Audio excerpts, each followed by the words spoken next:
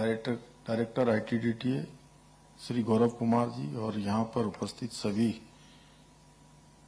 उत्तराखंड सरकार के सभी सचिवगण, सभी अपर सचिव, विभागाध्यक्ष और यहाँ पर उपस्थित सभी महानुभाव, भाइयों एवं बहनों, मैं आप सभी का आज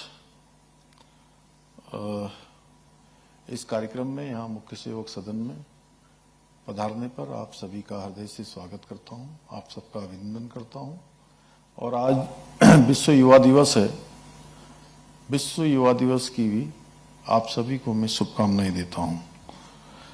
ये हम सभी के लिए अत्यंत गर्व का विषय है कि आज हम प्रदेश में सूचना प्रौद्योगिकी के से जुड़ी 5 महत्वपूर्ण पहलों की आज हम शुरुआत कर रहे हैं। जैसा कि बताया गया, आज हम यहाँ पर digital Uttarakhand app S3 WAS platform पर आधारित विभिन्न विभागों की 71 हो गई 71 वेबसाइट का हम सब ने आज यहाँ पर लोकार्पण किया है। वहीं जो एक विषय अतिक्रमण को लेकर मैं हमेशा हर एक मंच पर बोलता हूं और कई बार बड़े प्लेटफॉर्म पर, नेशनल मीडिया या अन्य स्थानों पर मुझसे प्रश्न भी पूछा जाता था कि आप कुछ लोगों को टारगेट तो नहीं कर रहे हैं। तो मैं वहां कहता हूं, अभी तक कहता आया कि अतिक्रमण सही है कि गलत है। अवैध कब्जा क्या आप इसको ठीक मानते हैं? तो जो भी मुझसे प्रश्न करता था वो निरुत्तर हो जाता था। तो आज ये सच में मैं तो बहुत आज खुशी मुझे हो रही है कि आज अतिक्रमण की निगरानी का भी आज यहाँ पर एक वेब आधारित ऐप्स की हम शुरुआत कर रहे हैं और इससे हमें पता लग पाएगा। और कल ही मैंने एक ये भी प्रावधान करने के लिए कहा है मुख्य सचिव महोदय को कि जितने भी हमारे नदी, नाले, मुहाने ऐसे स्थान हैं, उन स्थानों पर जो निर्माण कार्य हो जाता है, अतिक्रमण हो जाता है, उसकी भी देखरेख की जाए, जिससे कि हम भविष्य में होने वाली तमाम प्रकार की आपदाओं से बचाव कर पाएं, पर्यावरण की हानि को रोक पाएं, प्रकृति के कहर से बच पाएं, प्राकृतिक आपदाओं से बच पाएं। क्योंकि जब जब हम प्रकृति के साथ छेड़छाड़ करते हैं तो प्रकृति भी जरूर कहीं ना कहीं उसका प्रति उत्तर हमको देती है। तो इसलिए ये काम भी कल से प्रारंभ हुआ है, तो उसमें भी इससे बहुत मदद मिलेगी। कूड़ा प्रबंधन के लिए स्वच्छता वाहनों की रियल टाइम मॉनिटरिंग के लिए भी आज वेबसाइट की शुरुआत हो रही है। और इतना ही नहीं, हम CM हेल्पलाइन 1905 को AI से जोड़कर उसको और अधिक दक्ष बनाने जा रहे हैं। और मुझे पूरा विश्वास है कि ये सभी नवाचार न केवल शासन व्यवस्था को और अधिक बेहतर बनाएंगे, बल्कि विभिन्न सेवाओं में गति एवं पारदर्शिता भी लाएंगे। आप सबको पता है, प्रत्येक माह 1905 की मैं समीक्षा करता हूं और उसके पीछे हेतु है कि लोगों को जो हमारी सेवाएं हैं वो घर बैठे हुए आसानी से प्राप्त हो, उनका जीवन सरल हो, उनको सुविधाएं आसानी से मिलें, उनके जीवन में आने वाली परेशानियां, उनके सामने होने वाली चुनौतियां और जो उनकी शिकायतें हैं उनका निस्तारण हो। भाइयों बहनों, आप सभी जानते हैं कि जो ये 21वीं सदी है, ये 21वीं सदी तकनीकी और नवाचार की सदी है। इकोलॉजी, इकोनोलॉजी, इकोनॉमी, टेक्नोलॉजी, अकाउंटेबिलिटी, सस्टेनेबिलिटी, ये सब हमारे आज ये मूल मंत्र बन चुके हैं और हम सबको इसको आत्मसात करना होगा। आज दुनिया कि सभी अग्रणी देश तकनीकी के माध्यम से अपने प्रशासन को और अधिक पारदर्शी और प्रभावी और नागरिक केंद्रित बना रहे हैं।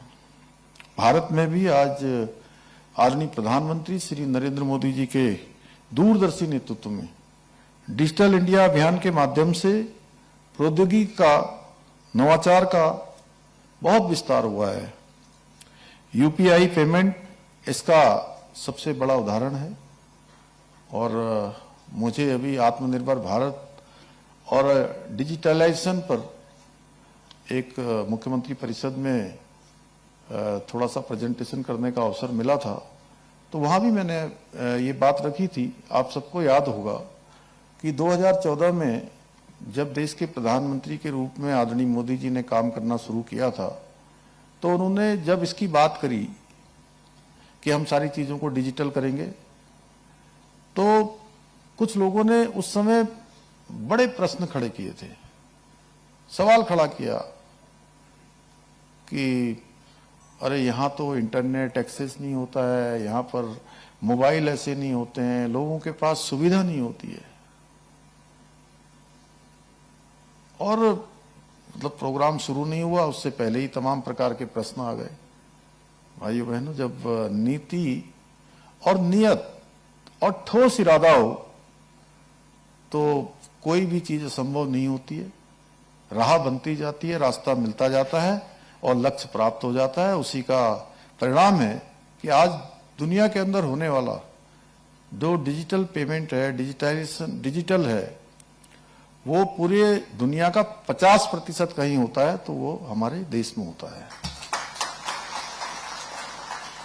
आज पश्चिम के भी बड़े बड़े देश ये देखकर अचंभित है कि भारत में एक छोटी सी सब्जी की दुकान लगाने वाली महिला हो, कोई चाय बेचने वाला हो, या आप सबने देखा होगा अभी दीपावली के अवसर पर मैं अक्सर डिजिटल पेमेंट करता हूं, जो हमारे कुम्हारों के द्वारा मिट्टी से बनाए हुए खिलौने हों, वो सारा का सारा डिजिटल से पेमेंट का लेन देन होता है।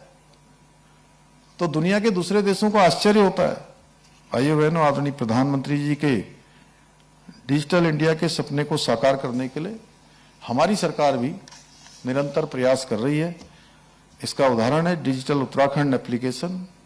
इस एप्लीकेशन के माध्यम से लोग घर बैठे ही अनेक सरकारी सेवाओं का लाभ उठा सकेंगे, चाहे कोई प्रमाण पत्र बनाना हो, पेंशन से जुड़ी जानकारी लेनी हो, बिजली पानी के बिल का भुगतान करना हो, या फिर कोई कंप्लेंट करनी हो, शिकायत करनी हो।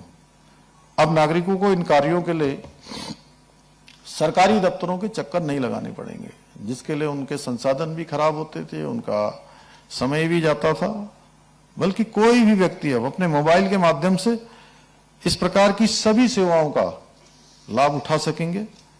ये ऐप आदरणीय प्रधानमंत्री जी के मिनिमम गवर्नमेंट मैक्सिमम गवर्नेंस के मंत्र को साकार करने में भी सहायक सिद्ध होगा। इसके साथ साथ गवर्नमेंट इन योर पॉकेट की एक नई अवधारणा की भी शुरुआत करेगा। इससे सरकारी सेवाओं को एक प्लेटफॉर्म पर लाने पर, सरल और सुगम बनाने में सहायता मिलेगी। और मैं भी अभी मुझे जैसे जैसे यहाँ पर एक एक ऐप का उद्घाटन लोकार्पण होता जा रहा था, तो नीतीश झा जी मुझे मोबाइल में बता रहे थे कि ये पूरा दिखा रहे थे कि, क्योंकि मैंने भी कई बार मीटिंगों में कहा कि ये बहुत बार क्या होता है कि चीफ सेक्रेटरी साहब मीटिंग में बुला रहे